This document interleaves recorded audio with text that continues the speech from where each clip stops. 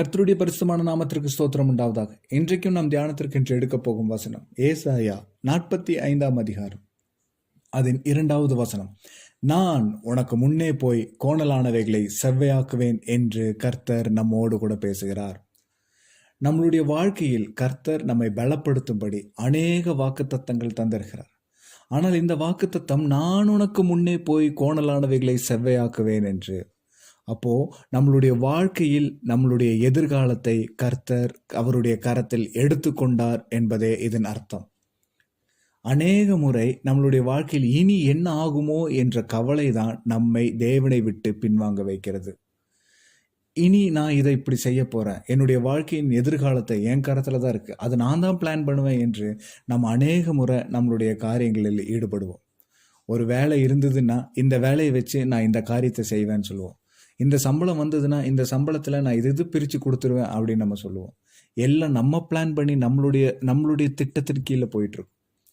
அப்படி போகும்போது கர்த்தர் நம்மளுடைய வாழ்க்கையில் இடைப்படுவதற்கு நாம் அவருக்கு அதிகாரம் கொடுக்கறதில்ல. எப்போ ஆண்டவரே இது என்னோட வேலை, இது என்னோட சம்பளம், இது உங்ககிட்ட கொடுக்குற ஆண்டவரே, நீங்க என்னை வழி நடத்துங்க என்று நம்மளுடைய பாதையை அவருடைய கரத்தில் ஒப்பு கொடுக்கும் போது அவர் நமக்கு முன்னே போய் கோணலானவைகளை செவ்வையாக்குவார். அதுல எந்த மாற்றமும் இல்லை. அநேக முறை நம்மளுடைய வாழ்க்கையில் வழி தவறி போயிருப்போம், பின்வாங்கி போயிருப்போம். இஸ்ரவேல் ஜனங்கள் அதே போலதான். எருசலேமின் வீதிகளில் தேவனுக்கு பலியிடுவதற்கு பதிலாக அந்நிய தேவர்களுக்கு பலியிட்டபடினால் அவர்கள் பாபிலோனின் அடிமைத்தனத்திற்கு கர்த்தர் ஒப்பு கொடுத்திருக்கிறார். நம்மளுடைய வாழ்க்கையில அதே போலதான். பிசினஸுக்கோ வேலைகளுக்கோ சொந்த காரியங்களுக்கோ நாம் எதுக்காவது முக்கியத்துவம் கொடுத்து தேவனை விட்டு பின்வாங்கி வந்திருப்போம். அப்படி பின்வாங்கி வந்திருக்கும் பொழுது ஒரு சில அடிமைத்தனங்கள் நம்மை பிடித்து கொள்ளும். நம்ம எதுக்கு முக்கியத்துவம் கொடுக்குமோ அதுவே நம்முடைய கையிலிருந்து இழந்து போகும். இப்படியாக இஸ்ரவேல் ஜனங்கள் அடிமைத்தனத்தில் இருக்கும் பொழுது கர்த்தர் அவர்களை விடுவிக்கும்படி சித்தம் கொண்டபடியினால் கோரேஸ் என்னும் ராஜாவை அபிஷேகித்து கோரேசுக்கு கர்த்தர் வாக்குத்தத்தம் பண்ணுகிறார். நீ இஸ்ரவேல் ஜனங்களை அனுப்பிவிடு, அவர்களை அனுப்பி விடுவதற்கு எந்த தடையும் இல்லை, அவங்களுக்கு உண்டான தேவைகளுக்கு உண்டான பணத்தை கொடுத்து அனுப்பிவிடு, அந்த தேவைகளெல்லாம் நான் சந்திப்பேன், நான் உனக்கு முன்னே போய் கோணலானவைகளை செவ்வையாக்குவேன் என்று. இன்றைக்கு நம்ம புதிய வருடத்துக்குள்ள கடந்து போகிறோம். பழைய வருடத்தின் ஏமாற்றங்கள், துக்கங்கள், அழுகைகள் இதெல்லாம் நம்மளை பிடித்து கொண்டு இருக்கும் பொழுது ஐயோ இந்த வருடத்தை நான் எப்படி கடக்கப் போகிறேன் என்று கவலையில் நாம் இருக்கிறோமே. ஆனால் கர்த்தர் இன்றைக்கு நம்மை பார்த்து சொல்லுகிறார், நான் உனக்கு முன்னே போய் கோணலானவைகளை செவ்வையாக்குவேன் என்று. ஆமேன். இதை நாம் முற்றிலும் விசுவாசிக்க வேண்டும். நம்மளுடைய வாழ்க்கையில அவருடைய வார்த்தையை விசுவாசித்து தான் நம்ம ஒவ்வொரு நாளும் நம்ம கடந்து போக முடியும். இந்த உலகம் மிகவும் கடைசி காலத்தில் வந்திருக்கிறது. எனவே கிறிஸ்துவர்களுக்கு நமக்கு மிகுந்த போராட்டங்கள் இருக்குது.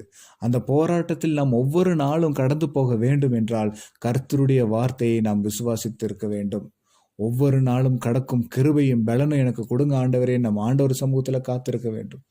ஒரு பொழுதும் நம்மளுடைய வேலைகளுக்காகவும் நம்மளுடைய சொந்த காரியங்களுக்காகவும் ஆண்டவரை விட்டு பின்வாங்கி போகக்கூடாது.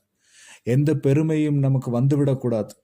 கர்த்தர் கிருபையாய் தந்திருக்கிற ஜீவியம் என்று நாம் கர்த்தருடைய கரத்திலே விழுந்திருப்போமே ஆனால் நம்மளுடைய எதிர்காலத்தை அவர் எடுத்துக்கொள்வார். நம்மை முற்றிலுமாக அவர் சுமந்து தாங்கி நடத்துவார். தாயின் கருவில் உருவாகும் போதே நம்மை பேர் சொல்லி அழைத்த தேவன் நம்மை இனிமேலும் வழி நடத்த மாட்டாரா என்ற விசுவாசம் நமக்குள் அநேகம் இருக்க வேண்டும்.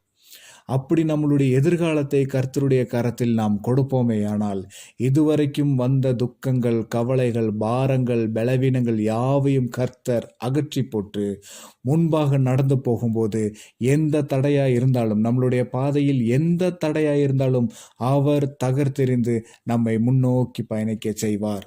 அதற்காக தான் கர்த்தர் சொல்றார், நான் உனக்கு முன்னே போய் கோணலானவைகளை செவ்வையாக்குவேன் என்று. இந்த வருடத்திலே கர்த்தர் உங்களுக்கு முன்பாக போய் உங்களுடைய எல்லா கோணலானவைகளையும் செவ்வையாக்கி தருவார். அது கடன் பாரமாய் இருந்தாலும் சரி, பலவீனமாய் இருந்தாலும் சரி, வியாதியாய் இருந்தாலும் சரி, துக்கமாய் இருந்தாலும் சரி, துயரமாய் இருந்தாலும் சரி, கவலைப்படாதிருங்கள். கர்த்தர் உங்களுக்கு முன்பாக போய் எல்லா கோணலானவைகளையும் செவ்வையாக்கி தருவார். எப்படி அவர் செவ்வையாக்கி தருவார் என்றால், அதே 45ஆம் அதிகாரத்தின் 4வது வசனத்தில் எழுதப்பட்டிருக்கிறது, வெண்கல கதவுகளை உடைத்து இருப்பு தாழ்பால்களை முறித்து அந்தகாரத்தில் இருக்கிற பொக்கிஷங்களையும் ஒளிபிடத்தில் இருக்கிற புதையல்களையும் உனக்கு கொடுப்பேன் என்று. இதோ கர்த்தர் நமக்கு முன்பாக போகும்போது யாராலும் திறக்கக்கூடாத வெண்கல கதவுகளை கர்த்தர் உடைத்து ஆசீர்வதிப்பார். யாராலும் முறிக்கக்கூடாத இருப்பு தாழ்பால்களை கர்த்தர் முறித்து நம்மை ஆசீர்வதிப்பார். அந்தகாரத்தில் இருக்கிற பொக்கிஷங்கள், யாரும் பார்த்திராத ஆசீர்வாதங்களை கர்த்தர் தருவார். ஒளிப்பிடத்தில் இருக்கிற புதையல்கள், யாராலையும் எடுக்கக்கூடாத புதையல்கள் கர்த்தர் நமக்கு தருவார். எனவே நம்மளுடைய வாழ்க்கையில் கர்த்தருக்கு ஒப்பு கொடுத்து கர்த்தருடைய பாதையில் நாம் நிலை நிற்கும் பொழுது, கிறிஸ்துவுக்குள் நாம் இருக்கும்பொழுது, கர்த்தர் வெண்கல கதவுகளை உடைத்து இருப்பு தாழ்பால்களை முறித்து அந்தகாரத்தில் இருக்கிற பொக்கிஷங்களையும் ஒளிப்பிடத்தில் இருக்கிற புதையல்களும் கர்த்தர் நமக்கு தருவார். இதற்காக தான் கர்த்தர் நமக்கு முன்பாக போய் கோணலானவைகளை செவ்வையாக்குவேன் என்று சொல்லுகிறார். அவர் நம்மளுடைய வாழ்க்கையில் சும்மா அப்படி சொல்ல மாட்டார். நான் உனக்கு முன்னே போய் கோணலானவைகளை செவ்வையாக்குவேன் என்று சொல்ல மாட்டார். நம்மை ஆசீர்வதிப்பதற்காகவே அவர் அப்படி சொல்லி இருக்கிறார். எனவே நம்மளுடைய வாழ்க்கையில் நமக்கு முன்பாக போன இயேசு கிறிஸ்துவை விசுவாசிப்போம். அவர் நமக்காக வழியை ஆயத்தப்படுத்தி வைத்திருக்கிறார். நம்மளுடைய வாழ்க்கையில் இனி எந்த குறைவுகளும் இல்லை. எந்த குறைவும் இருந்தாலும் இயேசு கிறிஸ்துவின் நாமத்தினால் எல்லாம் தகர்த்தெறியப்படும், கதவுகள் திறக்கப்படும், உங்களுக்குண்டான ஆசீர்வாதங்கள் உங்களுக்கு கிடைக்கும். இந்த விசுவாசத்தில் நிலைத்திருப்போம். தேவனை விட்டு மட்டும் பின்வாங்கி போகக்கூடாது. தேவனுக்குண்டான கனத்தையும் துதியும் நாம் அவருக்கு செலுத்தும் போது கர்த்தர் நிச்சயம் இந்த ஆசீர்வாதங்களினால் நம்மை ஆசீர்வதிப்பார். உங்களுடைய வாழ்க்கையில் நீங்கள் எதற்காக இந்த வருடத்திற்கு காத்திருக்கிறீர்களோ அந்த ஆசீர்வாதம் நிச்சயம் கர்த்தர் கிறிஸ்தேசுக்குள் உங்களுக்கு நிறைவாய் தருவார். எனவே கர்த்தர் உங்களுக்கு முன்பாக போய் கோணலானவர்களை செவ்வையாக்குவார். இந்த வசனத்தில் நாம் உறுதியாய் இருப்போம். கர்த்தர் நம்மை நிச்சயம் ஆசீர்வதிப்பார். பரலோக ராஜ்யம் மிக மிக மிக சமீபமாயிருக்கிறது. கர்த்தர் தாமே இந்த வசனங்களை ஆசீர்வதிப்பாராக. ஆமேன், ஆமேன்.